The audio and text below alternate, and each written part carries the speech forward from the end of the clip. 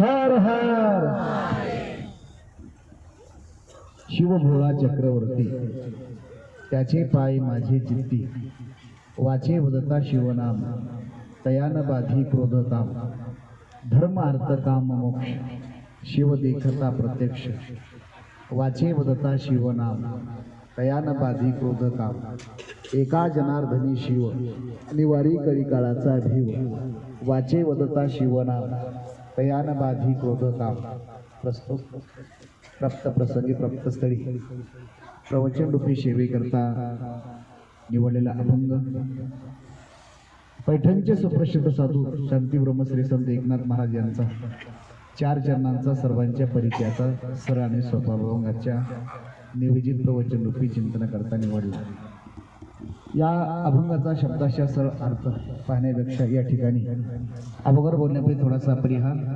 अखिल गौड ब्रह्मांडचाल भगवान पंढरीश परमात्माच्या कृपेने ज्ञानोबराय तुकोबराय अधिकरू सर्व संत महात्माच्या कृपेने ऐश्वर्य संपन्न संत त्यागमूर्ती संत गुरुवर्य गोविंद महाराज केंद्रे बाबांच्या आशीर्वादाने आपण सर्व यात्रेकरू भावी भक्तांच्या उपस्थितीमध्ये सहकार्याने हा चालू असलेला तीर्थयात्रा सोहळा पशुपतीनाथ भगवंताच्या दरबारामध्ये आपण सर्व आज त्याच्या विचाराने हे वास्तव्याला आहात। आवाज येतोय ना मागं? थोडा थोडा खुर्चीपर्यंत येतो का आवाज? का मी पुढे सरू? सर्वांच्या सहकार्याने ही चालू असते तीर्थयात्रा आणि या यात्रेमध्ये आज आपलं परम भाग्य आहे की ज्या वास्तव्याला आपण आहात आपण कल्पनाही करू शकत नाही इथे आज आपण राहतोय, इथे आपण आज भोजन करतोय, इथे आपण आज दर्शन करतोय। महाराज सांगतात दर्शनी प्रशस्ती पुण्य पुरुष। एक क्षेत्राच्या ठिकाणी क्षेत्र वेगळे असतात, काही गाव वेगळे असतात, शहर वेगळे असतात। तर त्याविषयी बोललो मी। क्षेत्र ज्याला म्हटलं जातं तिथे तीर्थ असतात, संत असतात, देव असतात, त्याला क्षेत्र म्हटलं जातं। तसं पशुपतीनाथ हे भगवान या ठिकाणी 4 धाम मध्ये ज्या ठिकाणी काही अंश मोडलं जातं हे भगवंताचं शिवाचं या ठिकाणी स्थान आहे। म्हणून या ठिकाणी आज आपलं भाग्य की आज आपण महाराष्ट्रातून फिरत फिरत तर मजल करत करत पवित्र ते कुळ पावन तो देश जेथे हरीचे दास जन्म घेती या ठिकाणी आपण फिरत फिरत इथे आलो। इथे आल्यानंतर आज महाराष्ट्र सोडला, महाराष्ट्र सोडल्यानंतर आज आपण काल 2-3 दिवसापासून इकडे नेपाळ मध्ये आहोत। नेपाळ म्हणजे महाराष्ट्रातला कोणता तालुका आहे? महाराष्ट्रातला महाराष्ट्रात तालुका नाही बुवा, महाराष्ट्राच्या बाहेरचा नाही, भारताच्या बाहेरचा। म्हणून आज आपण भारताच्या बाहेर आयुष्यामध्ये कोणी गावात जिल्ह्यात फिरायला जाईल, कोणी देशात जाईल, त्याला समजून सांगा की अरे आम्ही सुद्धा ना आमच्या कारकिर्दीमध्ये नेपाळ देशामध्ये फिरायला गेलो होतो आणि ते सुद्धा कमी खर्चामध्ये। अमेरिकेमध्ये जायला लाखो रुपये लागतात, इंग्लंडला जायला लाखो रुपये लागतात, एखाद्या दुबईला जायला हजारो लाखो रुपये लागतात। पण आज या ठिकाणी 20,000च्या खाली आम्ही कुठे गेलो होतो? तेही नेपाळला, आणि एका दिवसामध्ये रात्रभर नेपाळात थांबलो होतो। लक्षात ठेवा आज म्हणून आपलं ते भाग्य आहे। पुढे एक दुसरी आठवण म्हणून आज आपल्याला नेपाळमध्ये इथे आहात पशुपतीनाथ भगवंताच्या दरबारामध्ये आज आपण ते एक शीत दिले अन्न नामचिंतन ही साधना आपल्याकडनं गण्य हरिपाठ केला आणि हरिपाठ करता विशेष उपस्थिती या ठिकाणी महाराष्ट्रातील सुप्रसिद्ध गायिका गोदावरीताई मुंडे असतील, त्यांचे सर्व सहकारी आमच्या या ठिकाणी सर्व आज इथे सर्व क्षेत्रातील लोक आहेत। माझ्यासोबत या ठिकाणी आमचे नर्मदा परिक्रमा करणारे रामदास पाटील, आमच्या ज्ञानेश्वरी मंदिराचे सेक्रेटरी, त्या समवेत पोलीस डिपार्टमेंटले सुद्धा बरेच माणसं या ठिकाणी, तथा आमचे डांगले महाराज आहेत, हरिभक्त पारायण सुंदर असे कीर्तनकार आहेत। मुंबईला त्यांनी पूर्ण CID मध्ये काम केलेलं आहे। अशी अनेक क्षेत्रातील माणसं आज इथे वास्तव्याला आहेत आणि विशेष ही सर्व यात्रेचं नियोजन 90% नव्हे 101% ज्या यात्रेमध्ये आमचे कापे साहेब असतात, नाना असतात, भुले साहेब असतात, त्या यात्रेमध्ये केंद्रे म्हटलं कुठलं टेन्शन नसतं। तुम्हाला वाटतंय मला टेन्शन? अजिबात टेन्शन घेत नाही मी। आणि याला एकच कारण की कोपरगा ग्रुपचं विशेष सहकार्य, विशेष उपस्थितीमध्ये अजून इथे आमच्या कारण या ठिकाणी ते सुद्धा माझ्यापेक्षा जास्त खर्च करू नये. तुम्ही मग ते फुकट आहेत का काय? माझ्यापेक्षा जास्त खर्च करून सुद्धा ती सेवा भाव येते. सेवा हा दारवंटा. मी सांगितलं की दोन प्रकारचे नाते असतात. एक रक्ताचं नातं असतं, ते स्वार्थी असतं. परमार्थिक नात्याच्या माध्यमातून आपण इथे आहात आणि विशेष आज ज्यांची उपस्थिती आहे या ठिकाणी समता परिषदेच्या या ठिकाणी नगर अध्यक्ष समता परिषद अध्यक्ष आणि माझी नगर अध्यक्ष कोपरगाव मधून या ठिकाणी अतिशय सुंदर असा त्यांचाही परमार्थ असतो. पण पुत्रवत प्रेम सर्वावर करणाऱ्या आमच्या श्री सौ सुभाषताई कोयटे काकू ते सुद्धा आहे. त्यांच्याकरता जोरात एकदा टाळी वाजवा. आता कोणाचाही नाव उल्लेख न करता सर्व आमचे गुरु प्रमुख आहेत, सर्वच या ठिकाणी आहेत. पण विशेष या ठिकाणी मी तुम्हाला सांगेल की आज आपलं भाग्य आहे. मानलं तर भाग्य आहे, तर नाही मानलं तर त्याला काय वेळीला सासर माहेर सारखंच असतं आपल्या गावठी भाषेमध्ये. एखाद्याला कुठं तीर्थाच्या क्षेत्रात घेऊन जा, संगमावर बुडवा, कुठे बुडवा, त्याची वृत्ती तशी नसेल या ठिकाणी. म्हणून मानलं तिथे देव असतो, नाही तर देवाला सुद्धा माणसं या ठिकाणी न मानणारे असतात. बघतोय आपण मंदिरात जाऊन. पण आपलं भाग्य हे आहे की आज पशुराज भगवंताच्या आणि तेही आपण इतक्या जवळ वास्तव्याला आहात की आपलं पुण्य म्हणून जवळ आपला मुक्काम मिळतोय. मला सांगायचं काय या ठिकाणी त्याला कारण काय? शिव भोळा चक्रवर्ती त्याचे पाय माझी चित्ती. महाराज सांगतात या ठिकाणी आमचं दैवत शिव आहे. शिवाचं वर्णन करत असताना, शिव स्वरूप वर्णन करत असताना माईकनाथ महाराज वर्णन करतात देव वेगळा दैवत वेगळं. देव लवकर प्रसन्न होतो का दैवत? दैवत लवकर प्रसन्न होतो. देव एकच असतो, देव दुसरा नसतो. एको देव सर्व भूतेषु गुणा. सुभाषकार लिहिता देव एकच असतो. कोणता देव? तुकोबरा सांगतात आपुला तो एक देव करून घ्यावा. अनेक देव त्यापैकी आम्ही एका देवाची पूजा करतोय. मग आता तुम्ही म्हणाले मी इथे या ठिकाणी महाराज काय त्याचं वर्णन करत महाराज वर्णन करतायत, तर महाराज सांगतात शिवाचंही वर्णन करतात. हरिहरा भेद नाही नका करू वाद. यामध्ये अजिबात कुठल्या प्रकारचा वाद नाही.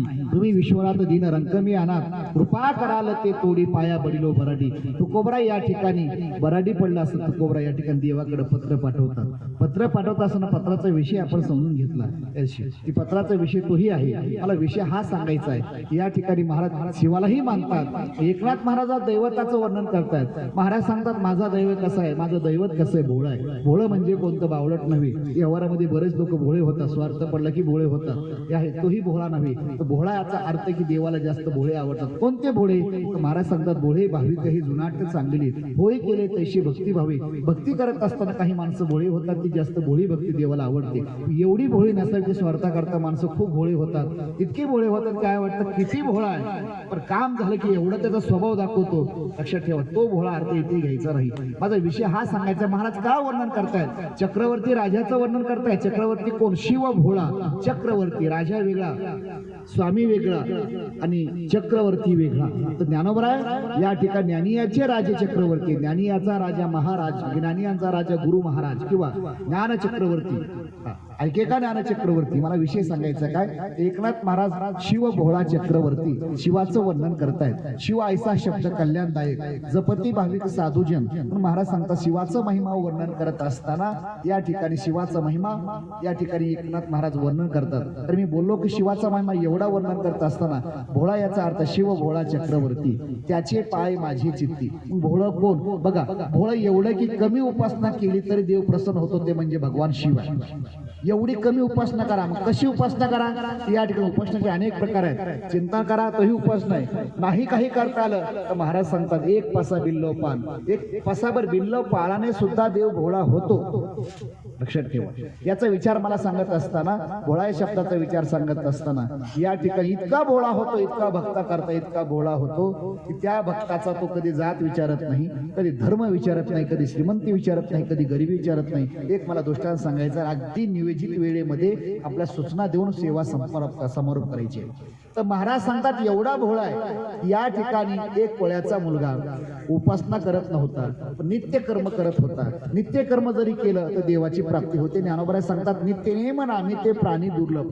हजारो उपासना करण्यापेक्षा एकच अशी उपासना करा प्राण जाय लेकी वचन न जाय. या ठिकाणी एक नेम असा करा त्या नेमाने देवावर सुद्धा भार लागला पाहिजे. तर तो कोळ्याचा मुलगा रोज उपासना कोणती करायचा? आता कोळ्याचा मुलगा म्हणल्यानंतर रोज गंगाकाठी त्याचं घर होतं, झोपडी होती. तो झोपडीतून उठायचा, गंगेत उडी मारायचा. तिथून उठायचा, तो काय संकल्प सोडत नव्हता आपल्यासारखं गंगेचे यमुनेचे जायचा, उडी टाकायचा, स्नान करायचा. पण त्याचा भाव असा होता, रस्त्यानं येताना अनेक वर्षाचं पुराणाचं शिवलिंग मंदिर होतं, पण त्याचा नियम असा होता, तो काय करायचा, शिवाच्या मंदिरात जात असताना जेवढं काही तोंडामध्ये पाणी बसेल, घरामध्ये भांडे नसायचे, माहिती नाही कशी भांडी वापरावेत, काय वापरावं, तो काय करायचा, जेवढं काही तोंडामध्ये पाणी बसेल तेवढं घ्यायचा आणि भगवान शंकराच्या पिंडीवर तो अर्पण करायचा. बघा, एक दिवस काय झालं, भगवान शंकर आणि पार्वती माता विमानाने प्रवास करत असताना एक त्या नगरीचा राजा होता. तो नगरीचा राजा भगवान प्रसन्न होण्याकरता सर्व ऐश्वर्यासोबत आला होता.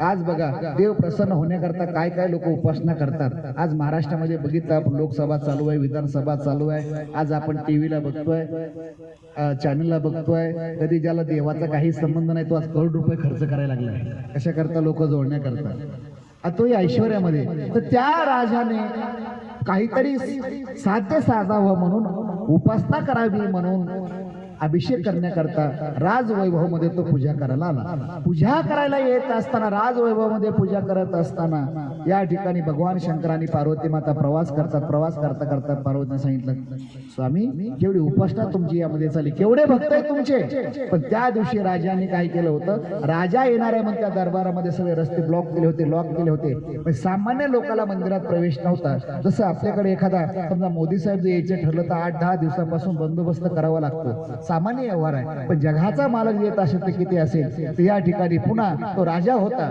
त्या राजाने येणारा म्हणून सर्व प्रधानजी सेवेमध्ये तयार आहे. हजारो देशदेशीचे राजे जमलेले आहेत, ब्राह्मण जमले, पूजा चालू आहे. पूजा चालू असताना भगवान शंकराचं विमान जात आहे. पार्वती म्हणते, स्वामी किती पूजा चालू आहे, किती ऐश्वर्यात पूजा चालू आहे. त्यावेळेस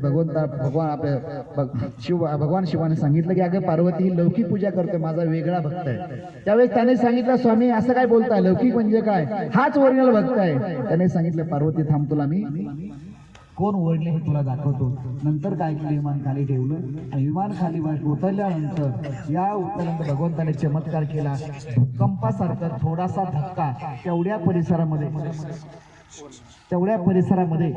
त्या ठिकाणी दिल्यानंतर जसं मंदिर हलू लागलं. आपल्याला कसं साम्य भूकंपामध्ये धक्के असतात, मग आपण लगेच धक्के सुरंद घराच्या बाहेर पळतो. जेव्हा त्या घर आहे तसं ऐश्वर्य सोनं जागेवर ठेवून आपण बाहेर पळतो की नाही. जुन्या लोकांना कळेल, किल्लारचा भूकंप पाहिला असेल त्यावेळेस. तर त्या ठिकाणी भूकंपासारखं जमीन हलू लागली.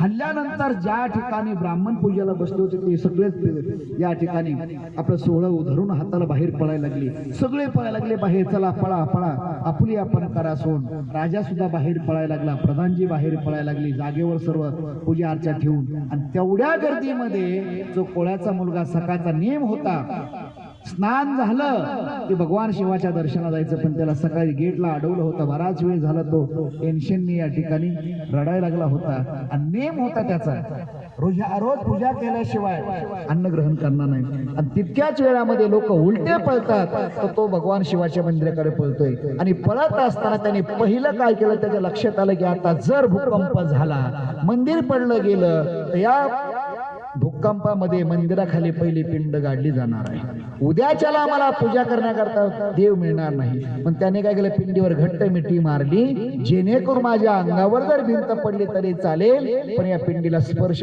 धक्का होऊ नये. आणि तोंडातली गुळणी होती ती पिंडीवर टाकली. तितक्याच वेळामध्ये भगवंतानं सांगितलं, सांग पार्वती, आता तू मगाशी बोलली ना, या ठिकाणी केवढा मोठा भक्त आहे, तू सांग आता यामध्ये कोणता भक्त चांगला आहे सांग, लौकिक पूजा करणारा का भोळा. त्यास पार्वतीने क्षमा मागितल्याने सांगितलं, तुम्ही म्हणताय तेच बरोबर आहे, मला विषय सांगायचा आहे. काय, ते भगवान प्रसन्न झाले, त्या कोळ्याच्या मुलाला आपल्या विमानामध्ये कैलासाला घेऊन गेले. विषय मला इथे संपवायचा आहे. माझा विषय हा चाललाय, अभंगाची भूमिका हे आहे. एकनाथ महाराज सांगता, ऐका, या ठिकाणी दृष्टांत संपला, सिद्धांतावर यायचं आहे. दोन भक्त आहेत, एक ऐश्वर्यामध्ये पूजा करणार आहे आणि एक भोळी भक्त करणार आहे. तर महाराज सांगतात, प्रसन्न लवकर कोणाला झाला, तर भोळ्या भक्ताला. महाराज सांगतात, शिव भोळा आहे, लक्षात ठेवा. अजून पुढे सांगत, एवढा भोळा आहे या ठिकाणी महाराज सांगतात एवढा भोळा आहे आपण मागितलं त्याच्यापेक्षा जास्त देतो त्याला भोळा म्हटलं जातं. महाराज सांगतात भोळा. काही माणसं भोळे असतात स्वार्थ करतात. मग अशी बोललो मग तुम्हाला महाराज एवढा भोळा कसा? आमच्या गावामध्ये बरेच दुकानदार तेही भोळे आहेत. लक्ष ठेवा काही माणसं घेतात नंतर देतात तेही भोळे घ्यायचं नाही. तर काही माणसं किराणा दुकान वाटतात तेही घ्यायचं नाही. तर महाराज सांगतात भोळा याचा अर्थ आहे. महाराज सांगतात शिव भोळा तो कसा आहे? चक्रवर्ती आहे. एवढंच नाही महाराज सांगतात त्याचे पाय माझे चित्ती, त्याचे पाय माझ्या हृदयामध्ये मी धारण केले. आणि लक्षात ठेव पाय धारण म्हणजे काय? तर महाराज सांगतात त्याचं मी चिंतन केलं. चिंतन केल्यानंतर चिंतनाचा परिणाम असा झाला माझे चित्त तुझे पायी राहो आयशे तरी काही करून या बाही भवा तारी दातारा चतुरातो शिरोमणी. हा पुढचा प्रसंग आहे. पण महाराज सांगतात एवढा भोळा आहे आणि त्याचंच या ठिकाणी शिवस्वरूप मला दर्शन झालं. आणि म्हणून एकनाथ महाराज सांगतात शिव भोळा चक्रवर्ती. अजून भोळा या शब्दाबद्दल बोलत असताना मी मगाशी बोललो काही माणसं कामा करता भोळे होतात. एवढे भोळे होतात स्वार्थ. काही माणसं तंबाखू खाण्याकरता किती भोळे होतात माऊली द्याला चुना तंबाखूला इतके भोळे होतात. तंबाखू खाऊस इतके भोळे होतात. बघा संध्याकाळी माणसं संध्याकाळी 4-5 वाजता माणसं शुद्धीवर असतात. पण एकदा घेऊन आले की एवढे भोळे होतात की त्याला 60 फुटाचा रस्ताही पुरत नाही. तोही भोळा घ्यायचा नाही. काही ठिकाणी नवरा बायकोचं भांडण झालं नवरा स्वार्थ करता भोळा होतो तोही अर्थ घ्यायचा नाही. मग काही माणसं भोळे एवढे होतात काही टेन्शनने भोळे असतात. काही टेन्शनने भोळे असतात तेही अर्थ घ्यायचं नाही. काही उपजता भोळे असतात तेही अर्थ इथे घ्यायचा नाही. तो बाजूला ठेवून भक्त मालिकेमध्ये हे अर्थ सांगितलाय. जो परमात्माचं चिंतन करतो तो त्याचा अर्थ भोळा आहे. भक्ती करत असताना भक्ती कशी असावी? एक ज्ञानी भक्ती सांगितली भोळी भक्ती सांगितली. तर महाराज सांगतात भोळी भक्ती एवढी आहे नुसता एखादा मंत्र जर नाही म्हणता आला भाव जर भोळा असेल तर देव प्रसन्न. एक गोष्ट सांगायचं मला सेवा समाप्त करायची. एक धनगर आहे लक्षात ठेवा. धनगर होता पण धनगर असल्यामुळं त्यांनी काय केलं पूजा करायची आहे. पण ब्राह्मणच्या घरी गेला. ब्राह्मणाच्या घरी गेल्यानंतर ब्राह्मण डोळे झाकले. आता नित्य संध्या आहे सकाळची संध्या त्रिकाल संध्या ब्राह्मण करत होते पूर्वी. डोळे झाकले आणि डोळे झाकल्यानंतर श्वास घ्यायचा योग सोडायचा हा डावा उजवा. त्या ब्राह्मणाचं पाहिल्यानंतर हा घाबरले. त्याने सांगितलं अरे हा डोळे का झाकायला लागलाय नाक का दाबायला लागलाय? मग त्याने या ठिकाणी सांगितलं का रे बाबा तू डोळे का झाकतो नाक का दाबून धरतो? त्याने सांगितलं नाक दाबून धरल्यानंतर देव मिळतो. तुम्हाला देव म्हणजे काय? ऐका देव म्हणजे काय? त्याने सांगितलं अरे बाबा डोळे झाकले आणि नाक दाबलं देवाची प्राप्ती होते म्हणून मी या ठिकाणी डोळे झाकून या ठिकाणी बसलोय. हा त्याला मंत्र दिला. कारण त्याला माहिती होतं ह्याला काय गीता सांगायची वेदांत सांगायचंय. तो मेंढ्या राखणारा साधा धनगर आहे. त्याला समजून सांगण्यापेक्षा सांगू देऊ आपल्या मनातल्या मनात. पण त्या ऐका तो धनगर होता फार श्रद्धावान होता. इतका श्रद्धावान होता सकाळी हा त्याने सांगितलं की देव भेटण्याकरता नाक दाबावं लागतं डोळे झाकावे लागतात श्वास बंद करावा लागतो देव प्राप्त होतो. पण दुपारच्या वेळामध्ये सकाळी मेंढ्या सोडल्यानंतर रानामध्ये चालल्या. दुपारी शेतात खाली ऊन होतं म्हणून झाडाखाली बसल्यानंतर याने प्रयोग केला की चला सकाळी आपल्या ब्राह्मणाने सांगितलंय ना गुरुमंत्र डोळे झाकल्यानंतर नाक दाबल्यानंतर देव मिळतो. मग त्याने काय केलं डोळे झाकले नाक दाबलं 2 मिनिटं इतकं श्रद्धेने नाक दाबलं इतकं श्रद्धेने इतकं भोळं होऊन नाक दाबलं की इतकं त्याचे श्वास रोखला गेला. भरपूर मरायला लागणार आहे मरणार आहे तितक्या देवाकडे त्याची हाक गेली की कोणीतरी भोळा भाविक आहे आणि भक्त आहे डोळे झाकलेत माझ्या प्राप्ती करता तो प्रयत्न करतोय. तितक्याच वेळामध्ये भगवान प्रसन्न झाले. महाराज सांगतात मागे पुढे उभा राही सांभाळीत किंवा प्रसन्न एवढे झाले की आता अगोदर जाऊन उभा राहिले छत्रपती भगवान आणि सांगितलं हे भक्ता तू ज्याच्या करता डोळे झाकलेस नाक दाबलं ना मी देव आहे. डोळे उघडले की भगवंताचं रूप बघितलं म्हणे नाही तू देव नाहीस मला फसवायला लागलास. अरे मी स्वतः देव आहे म्हणे अजिबात माझा विश्वास नाही. तुझा विश्वास आहे कोणावर? ग्रंथकार म्हणे ग्रंथावर विश्वास नाही माझा. मला सकाळी आमच्या गावचा ब्राह्मण आहे पूजा करतो आम्हाला पौर्णिमा कधी अमावस्या सांगतो त्याने सांगितलंय डोळे झाकल्यानंतर नाक दाबून धरल्यानंतर देव मिळतो म्हणून या ठिकाणी मी त्याला बोलून आणतो. तो जर म्हणला तो खरा देव आहे तर मी मानायला तयार आहे. तर मी तुझ्यावर विश्वास ठेवत नाही. देवाला प्रश्न पडला तर काय करावं? जपी तपी संन्यासी मी स्वप्नात येण्याकरता प्रयत्न करतात हा प्रत्यक्ष आलं तरी मला ओळखायला तयार नाही. ऐका पण भक्ताचा लाड देव पुरवत असतो. जसं आई एखाद्या मुलाची लाड पुरवते ना तसं हा घरी गेला ब्राह्मण संध्या करत होता. त्याने सांगितलं काका चला तुम्ही सकाळी मला मंत्र दिला होता ना? म्हणे हो. कोणता मंत्र? डोळे झाका नाक दाबा. तुम्ही करू नका प्रयोग. रामबाबाची आपण घरी करायचं ना करू, मला त्रास होईल अजून. तर या ठिकाणी मग तुम्ही सांगितलं होतं ना सकाळी डोळे झाका नाक दाबा देव मिळतो, चला माझ्या मेंढ्याकडं मला जायचंय. मेंढ्यापाशी या ठिकाणी देव आलाय, चतुर्भुज आहे, हातात गदा आहे आणि त्या भेटी करता तुम्ही चला, खरा असेल तर माझी ओळख करा. याला वाटलं नाही कसं म्हणावं, त्याने उचललं ब्राह्मणाला, आता तो धनगरच उचललं आणि उचलल्यानंतर लांबून बघितलं, बघा हे देव आहे. हा देव आहे का खरा सांगा, नाही तुम्हाला काठीनं धावतो. कोण ब्राह्मण म्हणतो देवाला, हा जर नसेल मला फसवत असेल ना मी त्याला काठीनच बघतो. त्या ब्राह्मणाने सांगितलं, जवळ गेला, अरे काय मूर्खा, एवढं तुझं भाग्य आहे, किती पिढ्या माझ्या गेल्या संध्या करण्यात माझा प्रसन्न देव नाही झाला, स्वप्ना सुद्धा गेला नाही आणि तुझ्या तर प्रत्यक्ष काही दिवसात या ठिकाणी देवाने भेट दिली. कोणता गुरुमंत्र वापरा सांग, मला गुरुमंत्र दे.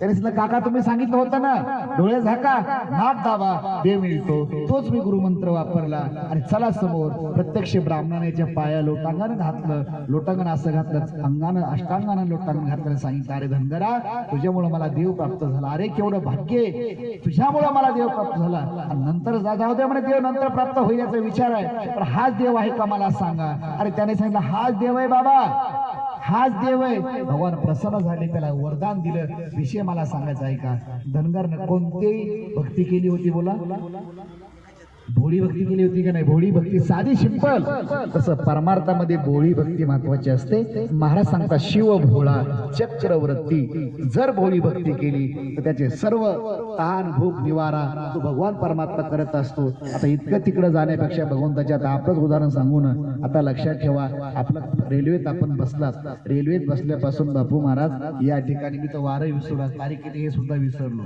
रोज गावाकडं महाराष्ट्रामध्ये डायरी काढायचं वाजते, उठल्या उठल्या ताईला माहित आहे, ताईला सुद्धा उठल्या उठल्या डायरी काढलं की आज भजन कुठे आहे, कोणाचा फोनाला जावं लागतंय.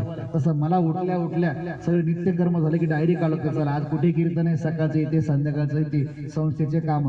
आज वार सुद्धा विसरलो, कोणता वार आहे आज पिंडे शेठ, शुक्रवार, शनिवार, डेट सुद्धा विसरलो, तारीख सुद्धा मी विसरलो. ऐका, आज आपण 11 तारखेपासूनच ना वार विसरलो, वेळ विसरलो, अर्थात तारीख विसरलो.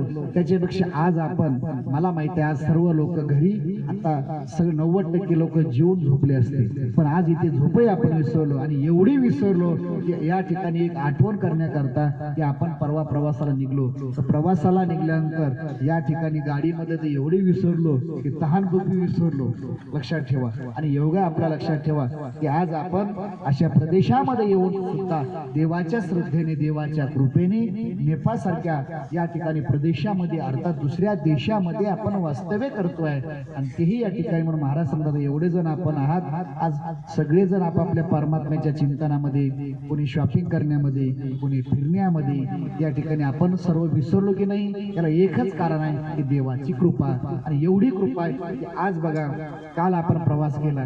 आणि लक्षात ठेवा, मी मगाशी बोललो, नेहमी बोलतोय, मनसा चिंतितम कार्यम दैवम अन्यत्र चिंतयेत. तुमच्या माझ्या जीवनामध्ये, सांसारिक आणि कोणतंही काम, कुटुंब, पारमार्थिक जीवनामध्ये मन एकाचं चिंतन करत असतं. आम्हाला गुरुवारी बाबा सांगायचे, दैव एकाचं चिंतन करत असतं. मन म्हणताय जावाई माळकरी मिळावा, माळकरी परंपरा आहे, पण दैव म्हणता नाही, जावाई पिणारा मिळावा. लक्षात ठेवा, मन एकाचं चिंतन करत आहे, पण दैव एकाचं चिंतन करत आहे. आणि हेच या ठिकाणी जीवनाची दिशा असते. कल्पना करा, स्वप्नातही वाटत नव्हतं की आज आपण इथे येऊ, पहिलं महत्वाचं आहे. पण येत असताना असं वाटत होतं का एवढे 8 तास लेट येऊ, पण 8 तास लेट येऊ, रात्री येऊ असं वाटलं होतं का कधी. मी 2013 पासून आम्ही यात्रा करतोय. आम्ही चिंतन केलं मगाशी की आपल्या यात्रेमध्ये या वर्षी, आणि योग असा आहे की आपण अयोध्येचं दर्शन छान झालं. भगवान म्हणले असले ते 15 तास दर्शन लागतं, 6 तास लागतं, तुम्हाला 2 तासात नाही दर्शन झालं, चला मग पुढे कुठे टाइमपास झाला पाहिजे. म्हणून आज आपण बाँड्रीला आमच्या 2 गाड्या, 1 नंबर गाडी, 8 नंबर गाडी 6 वाजता बाँड्री पास करून पुढे आली होती. पुढे पण बाकीच्या गाड्या मागे येतात, तिथे टाइम, जवळजवळ चेकिंगला टाइम गेला 2-2.5 तास. मग पुढे प्रवास कुठे करायचा, मग जेवण झालं. म्हणजे चला आता जेवण झाल्यानंतर ड्रायव्हरने सांगितलं की आम्हाला इथे ट्रॅफिक असते, रात्री प्रवास करायला चांगला राहतो, म्हणून आपण काय करू, आज रात्री प्रवास करू. म्हणून आम्ही काय केलं, पुढे रस्त्याच्या पुढे या महिला मंडळ असं मधून रस्ता तर इकडे असं पुढे या, पण थंडी वाजते. पण आम्ही काय केलं, सर्व कार्यकारी समितीने आम्ही या ठिकाणी रात्री ड्रायव्हरच्या सल्ल्यानुसार आपण म्हणजे रात्री लवकर प्रवास होतो. इथे आल्यानंतर 9 वाजता आपण इथे नेपाळला पोहोचूया. नेपाळला पोहोचल्यानंतर सकाळी 10 वाजता नाश्ता होईल, 11 वाजेपर्यंत सर्व होईल, इथे दर्शन होईल आणि दर्शन झाल्यानंतर विश्रांती होईल. म्हणून आज सोहळा केला. परंतु दैव आपलं चांगलं आहे, लक्षात ठेव, चांगलं म्हणावं लागेल. तर एवढ्या रात्रीच्या प्रवास करत असताना साधा व्यवहार आहे. आपण जर एखाद्या पाहुण्याकडे गेलो तर स्वतःची 15, 20, 40 लाखाची गाडी असते, पंक्चर झाली तर 4 तास जागेवर थांबावं लागतं. तिथे काहीच करू शकत नाही, काहीच करू शकत नाही. आपल्या गावाकडचे ड्रायव्हर बघा 200 किलोमीटर प्रवास करतात, लगेच डोकं दुखायला, कंबर दुखायला लागली म्हणतात. आज आपण कालपासून प्रवास सुरू केला आणि फक्त 30 किलोमीटर रात्री 11ला सुरू झाला, सकाळी 7-8 वाजेपर्यंत 30 किलोमीटर आपण बाउंड्री सुद्धा पास केली नाही. किती भाग्यवान आहेत आपण, नाही कळालं. एक गुरुजीने सांगितलं, 4 मुलं होते वडिलाला, 4 मुलाला सगळे मुलं हुशार होते, पण एक मुलगा असा होता की 4 वर्ष एकाच वर्गात, 4 वर्ष एकाच वर्गात सगळे मुलं नोकर लागले तर हा वर्ग काही सोडत नव्हता. म्हणजे त्याने सांगितलं कशाला पुढच्या वर्गात जायचे, पुस्तकं खर्च करत नाही, एकच वर्गात एकच पुस्तक घ्यायचं 4 वर्ष. लक्षात ठेवा, आज 30 किलोमीटर प्रवास आपण, तोही रात्रभर. योग असा लक्षात ठेवा, तांत्रिक अडचण जर आली तर आज लक्षात ठेवा, आज तुम्हाला माहिती नसेल, सोपं नाही, पैशावर समजू नका की मागे 2 महिन्यापूर्वी बातमी वाचा, फेसबुकला टाका की या ठिकाणी मुंबई पनवेल भागातील 100 ते 80 महिला आणि पुरुष एका पतसंस्थेचे किंवा असंच एक निघले फिरायला, नेपाळला आले. नेपाळला फिरायला आल्यानंतर गोरखपूर पर्यंत प्रवास त्यांचा झाला. प्रवास झाल्यानंतर गोरखपूर एक एजंटची संपर्क झाला. एजंटने सांगितलं या तिकीट काढले, पुढचं नियोजन केलंय आणि गोरखपूर गाडी नेपाळ आणली. नेपाळ आणल्यानंतर इथे सगळ्याला एका हॉलमध्ये टांगलं, डांबून टाकलं खोलीत. तिथे जेवढे पैसे पहिले मोबाईल काढून घेतले, पुन्हा पैसे काढून घेतले आणि या ठिकाणी खोलीमध्ये जवळजवळ 22 का 23 तास या ठिकाणी अन्न नाही, पाणी नाही. एक जण बाहेर गेला, तिथून पुढे गावाकडे फोन केला. तिने जरा बीजेपीचा कार्यकर्ता होता, त्याने देवेंद्र फडणवीसला साहेबांना फोन केला.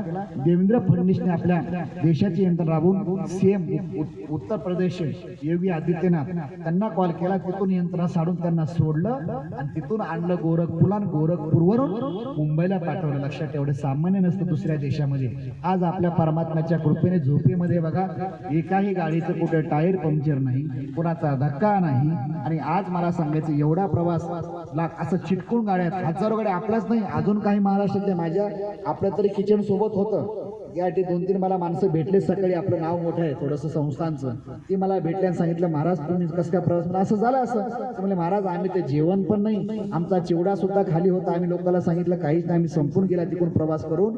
आज आपल्याला तरी जेवण मिळते. प्रवासामध्ये कधी कधी असतं की प्रवास म्हणजे जिवंत माणूस मेल्यासारखा, 5 माणसं जिवंत असून मेल्यासारख्या.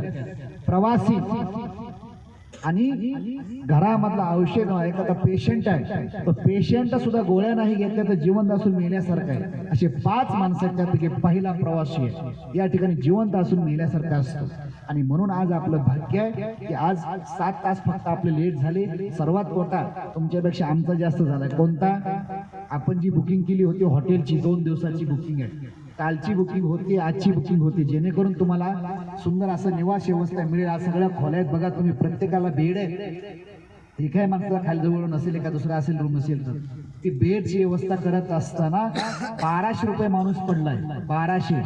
विश्वास नसेल तर आता संध्याकाळी 9:30 वाजता बिल द्यायचे आमच्या सोबत. चला या ठिकाणी गुले साहेब आहेत, कालिका नाना त्यांच्यासोबत जा. या ठिकाणी जवळजवळ आपलं इथलं बिल 6.5 ते 7.5 लाख इथलं बिल झाले. इथे आपण जेवलो आता त्या हॉलमध्ये, त्या हॉलमध्ये जेवलो. किचन 35,000 रुपयाची पावती फाडली आहे. 35,000. तरी आता पाणी लॉटरी बाथरूम नाही. लक्षात ठेवा, आता स्पीकरला पैसे दिले तरी नाही, मी लावणार नाही. जिथे आपण दुपारी काल जेवलो, जिथे दुपारी गाड्या थांबतात तिथे आपल्या प्रत्येक गाडीची 600 रुपये 500 रुपये पावती फाडावी लागते. काल सकाळी नाश्ता केला आपण तिथे, तिथे 2000ची पावती नुसतं नाश्त्याची दिलेली आपण.